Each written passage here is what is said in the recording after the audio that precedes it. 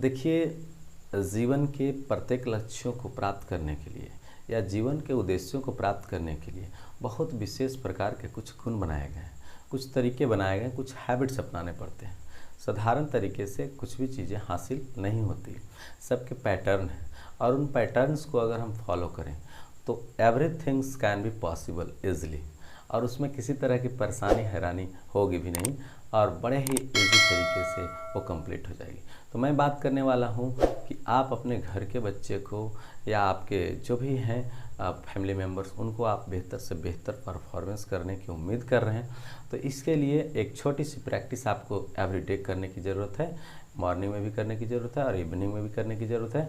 आप स्वयं उसके लिए स्टिक रहें और बच्चों को भी या अपने फैमिली मेम्बर्स को भी स्टिक करा करके रख सकते हैं।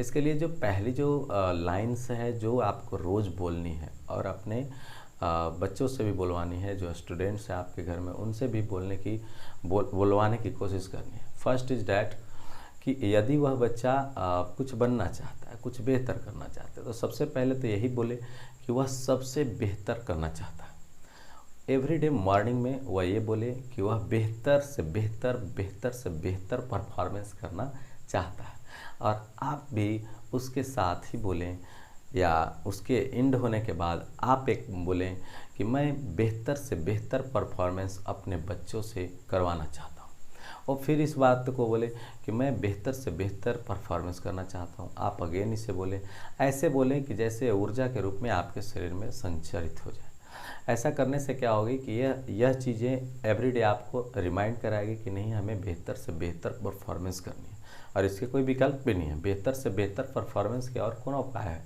कोई उपाय नहीं है। जो तरीके हैं जेन्युइन तरीके, उसी को आप अपनाएंगे। लेकिन क्या है कि इसे रिमाइंड कर लेने से हम रोज़ इसको कर पाएंगे। दूसरी चीज़ें कि मैं अपने सिलेबस को चाहे जितना भी बड़ा क्यों न है, उसे प्रतिदिन ढंग से मेंटेन करूँगा।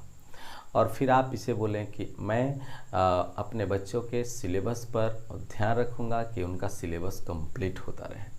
इसके लिए पंक्चुअलिटी और रूटीन एक्शन से जो काम होता है, ये दोनों चीज़ों पर हमें ध्यान रखना है। पंक्चुअलिटी और दूसरी चीज़ें रूटीन वाइज वर्क, इन सभी चीज़ों पर हमें ध्यान रखना है। और गार्जियन क्या करेंगे? गार्जियन इससे प्रोनाउंसिएट करेंगे कि मैं इसके रूटीन और जो भी क्या बोलते हैं सिलेबस है, उन सभी को मैं कंप्लीट करवाने की भरपूर कोशिश करूँगा। डैट मीन्स कि जो काम है उस कार्य के बारे में एवरी डे बोलना है।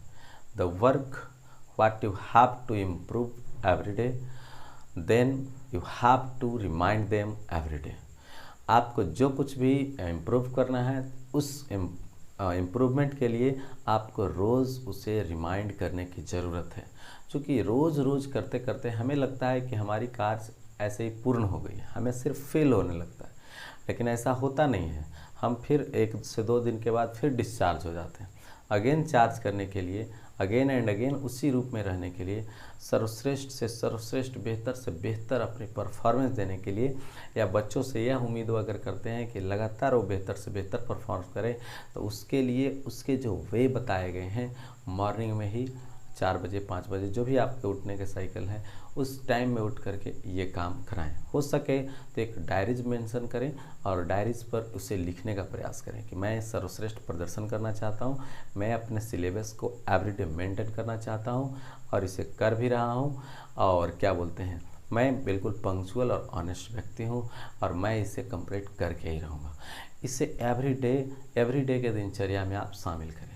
जब ऐसा करेंगे तो आपके अंदर की जो ऊर्जा है, पावर है, वो खुद ही इन चीज़ों को अटेंड करने लगेगा, खुद ही आपसे करवाने लगेगा और आपको बार बार रिमाइंड कराएगा कि आप जो बोलते हैं, आपके जो चाहत है, उस हिसाब से ही चलें ताकि ये सारी चीज़ें ईजिली हो जाए। तो आशा करते हैं कि आपको ये बातें पूरी तरह से फिट समझ में आ गया होगा और आप इसे ज़रूर इम्प्लीमेंट करें। आई होप वीडियो अच्छा लगा होगा। यदि अच्छा लगा तो इस बात को जो मैंने बताया उसे इम्प्लीमेंट करके देखिए। ये बिल्कुल टेक्निकली और मेंटली प्रूवन है। बहुत लोगों ने इसे अपनाया और बहुत अच्छे रिजल्ट पाए हैं। तो thanks a lot to watching my videos to the ends. Thanks.